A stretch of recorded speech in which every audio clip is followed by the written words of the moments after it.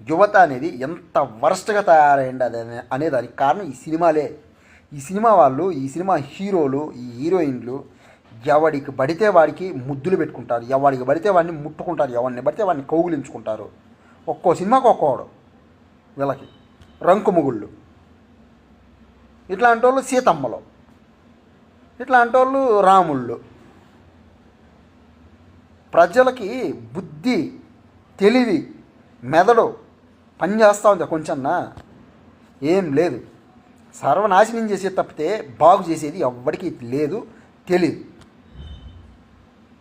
ఇట్లాంటి వాళ్ళని నిలువరించండి, వీటిని ఆపండి. లేదంటే రేపటి రోజున భావి తరాలు దెబ్బతింటాయి, యువత దెబ్బతింటుంది, యువతకే అవగాహన లోపిస్తుంది. దేవుడంటే, భక్తి అంటే, భయం అంటే, సాంప్రదాయం ఏమి, సంస్కృతి ఏమి, మన జీవన విధానం